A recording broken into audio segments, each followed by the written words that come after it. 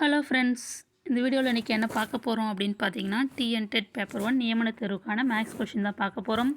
இதுக்கு முன்னாடி 4 வீடியோஸ் போட்டிருக்கேன். அது பார்க்காதவங்க பாருங்கள். அதுக்கான லிங்க் வந்து டிஸ்கிரிப்ஷனில் கொடுக்குறேன். இன்றைக்கான வினா என்ன அப்படின்னு பார்க்கலாம். 1/3 plus 2/3 plus 3/3 plus etcetera plus 15/3 minus 1/2 plus 2/2 plus 3/2 plus etcetera plus 15/2 minus 1 plus 2 plus 3 plus etcetera plus 15 என்ற எண் அமைப்பின் மதிப்பு கேட்டிருக்காங்க. இது எப்படி போடுறது? ஃபஸ்ட்டு க்யூபு, அடுத்து ஸ்கொயர் கொடுத்துருக்காங்க, அடுத்தது வந்து இயல் எண்கள் கொடுத்துருக்காங்க, நடுவில் மைனஸ் கொடுத்துருக்காங்க. இது எல்லாத்தையும் நம்ம இதனுடைய கூடுதல் மதிப்பு தான் நம்ம கண்டுபிடிக்கணும். இதுக்கான ஆன்சர் எப்படி போடலான்னு பார்க்கலாம். இதுக்கு ஃபார்முலா தெரிஞ்சால் போதும். இந்த ஃபார்முலாலாம் தெரிஞ்சு வச்சுக்கோங்க. கூட்டுத்தொடர் வரிசை எல்லாமே பாருங்கள் ப்ளஸ் நம்பராக இருக்குது. நடுவில் நீங்கள் இந்த நடுவில் இதை பார்க்காதீங்க, இங்கே நம்பர் லைனாக பாருங்கள். ப்ளஸ் நம்பரு, இதுவும் ப்ளஸ் நம்பரு, இதுவும் ப்ளஸ் நம்பர். இது எல்லாமே கூட்டுத்தொடர் வரிசை. கூட்டுத்தொடர் வரிசையில் ஃபார்முலா என்ன அப்படின்னா, கணங்களின் கூடுதல். இது பவரில் 3 வந்தால் அது கணங்கள் அப்படின்னு சொல்லுவாங்க. பவரில் 2 வந்தால் வர்க்கங்கள் சொல்லுவாங்க. இது வெறும் இயல் நம்பர், ஒரே நம்பர் மட்டும். இந்த கண எண்கள் வர்க்க எண்கள் தவிர லைனாக நம்பர் வந்துச்சுன்னா அது இயல் எண்கள். லைனாவோ இல்லை மாற்றி மாற்றியோ அது இயல் எண்களில் ஒற்றை எண், இரட்டை எண் அப்படியும் இருக்குது. ஓகேங்களா? இப்போ கணங்களின் கூடுதல் ஃபார்முலா என்னென்னா n × n+1/2 the whole square. இந்த ஃபார்முலா ஞாபகம் வச்சுக்கோங்க. வர்க்கங்களின் கூடுதல் ஃபார்முலானா n × n+1 × 2n+1 / 6. இது வந்து வர்க்கங்களுக்கான ஃபார்முலா. இயல் எண்களுக்கான கூடுதல் கண்டுபிடிக்கிற ஃபார்முலா என்னென்னா n × n+1/2.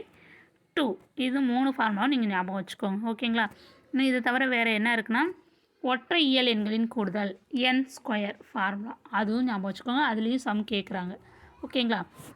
இப்போ இதை வச்சுக்கிட்டு தான் நம்ம இருக்கிற சம் போடலாம். இதில் என்னன்றது என்ன அப்படின்னா, கடைசி உறுப்பு. அங்கே கூட்டுத்தொடர் வரிசை கொடுத்துருக்காங்க இல்லையா, வர்க்கங்களில், கணங்களில், இயல் எண்களில், அதில் கடைசி உறுப்பு தான் இந்த எண். அங்கே எண் என்ன கொடுத்துருக்காங்களோ அதை வந்து இந்த இடத்துல போட்டு நம்ம இந்த சம்மை சால்வ் பண்ணிக்கணும். அந்த சம்மை நான் எழுதிட்டேன். 1³ + 2³ + 3³ + etcetera plus 15³ minus 1³ 1² + 2² + 3² + etcetera plus 15² minus 1 + 2 + 3 + etcetera plus 15. இது கணம், இது வர்க்கம், இது இயல் எண். அந்த ஃபார்முலா நீங்கள் அப்ளை பண்ண வேண்டியதான். கணங்களின் கூடுதல் ஃபார்முலா என்ன? n × n+1/2 the whole square. என்னது? 15. n+1 15 + 1 / 2 the whole square. இதில் அப்படியே பாருங்கள். இதுக்கு ஃபார்முலா என்னென்னா மேலே இருக்கு பாருங்கள். வர்க்கங்களின் கூடுதல் n × n+1 × 2n+1 / 6. ஓகேங்களா? அப்போ n வந்து 15, அடுத்து n+1 15 + 1, அப்போ 2n+1 2 × n வந்து 15 + 1 / 6. இதுக்கு இயல் எண்களுக்கு என்ன ஃபார்முலா? இயல் எண்களின் கூடுதல் n × n+1/2. அந்த ஃபார்முலா இங்கே போட வேண்டியதான். n வந்து 15, n+1 15 + 1/2. ஓகேங்களா? இப்போ இந்த 15 அப்படியே எழுதிக்கலாம். 15 1 கூட்டினா 16 / 2 த ஹோல் ஸ்கொயர். அடுத்து இந்த 15 அப்படியே எழுதிக்கோங்க. இந்த 15 1 கூட்டினா 16. இந்த 2 15 பெருக்கணும், 2 15 30. இந்த 1 கூட்டணும் அப்படின்னா 31 / 6. இது 15 15 + 1 16 / 2. இது கேன்சல் பண்ணுறது கேன்சல் பண்ணிக்கலாம். 16 2 அடித்தா 8. அடுத்து இது பாருங்கள். 8 2 16, 3 2 6. திருப்பி இந்த 15 3 அடித்தோன்னா 3 15. இது 8 2 16. மீதி என்ன இருக்கோ அது கீழே எடுத்து எழுதியிருக்க பாருங்கள். 15 × 8 5 × 8 × 31. இங்கே 5 8 31. இங்கே 15 8 இருக்குது, அதை எடுத்து கீழே எழுதியிருக்கேன். அந்த ஸ்கொயர் இருக்குது. இங்கே ஸ்கொயர் எதுவும் இல்லை. அந்த 5 8 31 மட்டும்தான். இங்கே இந்த 15 இந்த 8 கீழே எடுத்து எழுதிட்டேன். ஓகேங்களா? அடுத்த ஸ்டெப் பாருங்கள். 15 8 பெருக்குனா 5 8 120. அதை ஸ்கொயர் பண்ணணும். மேலே ஸ்கொயர் இருக்குது. அடுத்தது 5 8 40 40 31 பெருக்கு இதை போட்டிருக்க பாருங்கள். 1240 அது இங்கே எழுதணும். மைனஸ் 5 8 120. ஓகேங்களா? இப்போ ரெண்டும் மைனஸ் வேல்யூவாக இருக்குது. அப்போ ரெண்டுத்தையும் கூட்டிக்கணும். ரெண்டும் ஒரே குறியுடையதை கூட்டணும். அப்புறம் வெவ்வேறு குறியோட இருந்ததுன்னா கழிக்கணும். 1240 கூட 120 ஆட் பண்ணோம் அப்படின்னா 1360. அதை 120 ஸ்கொயர் பண்ணால் என்ன? இந்த 0 விட்டுருங்க. 12 ஸ்கொயர் பண்ணால் 12 12 144. ஓகேங்களா?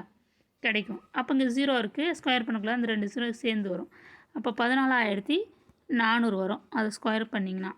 ஓகேங்களா? 14400 மைனஸ் 1240 கூட 120 ஆட் பண்ணோம் அப்படின்னா 1360.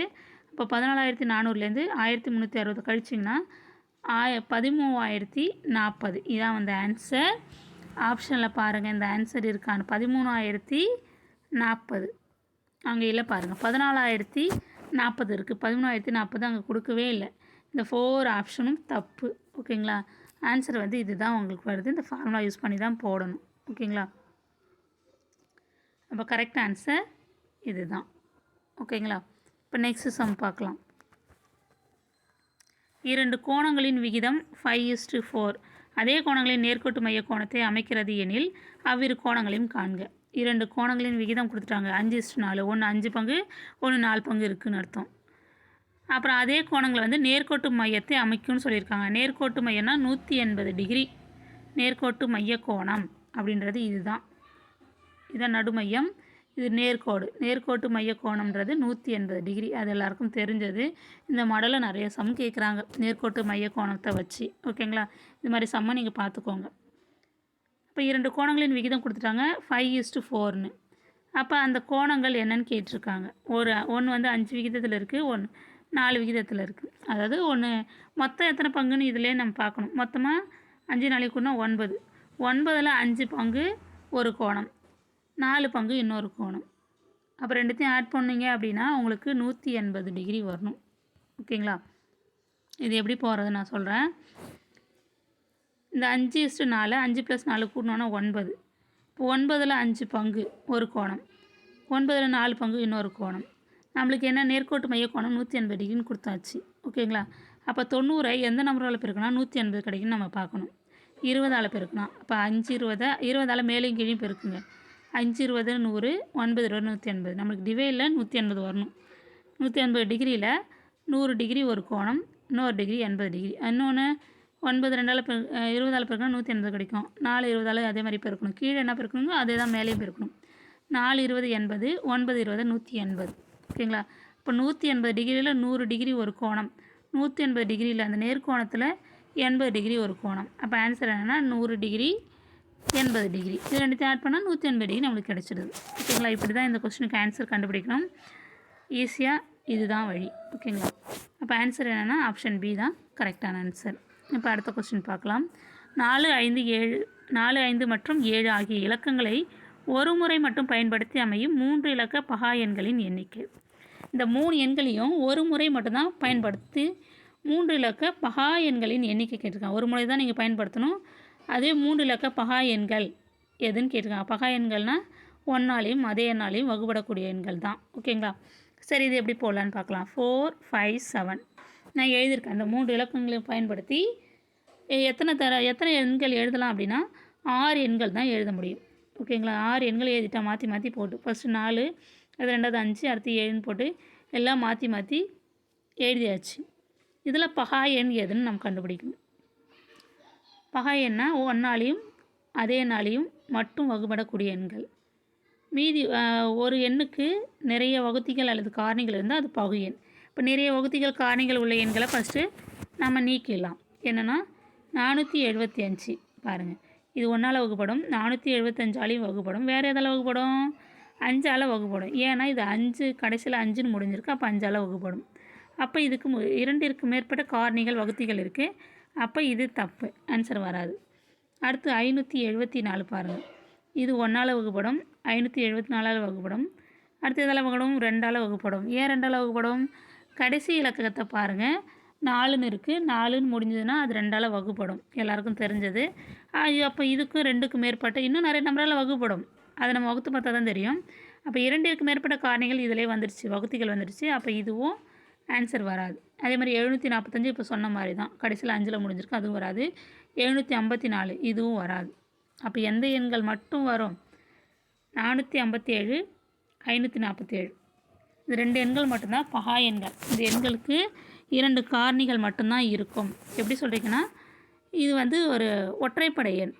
நிறைய எண் இப்போ பகா எண்களில் பார்த்தீங்கன்னா எல்லா எண்களுமே ஒற்றைப்படை எண்கள், ஒரு எண்ணை தவிர மட்டும்.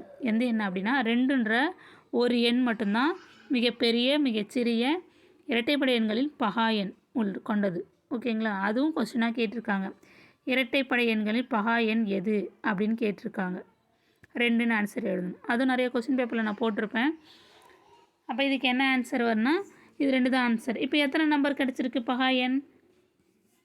பகா எண் எத்தனைன்னா இது ஒன்று 457 ஒன்று 547 ஒன்று. ஓகேங்களா, இது 2 தான் வந்து பகா எண். அப்போ ஆன்சர் வந்து 2.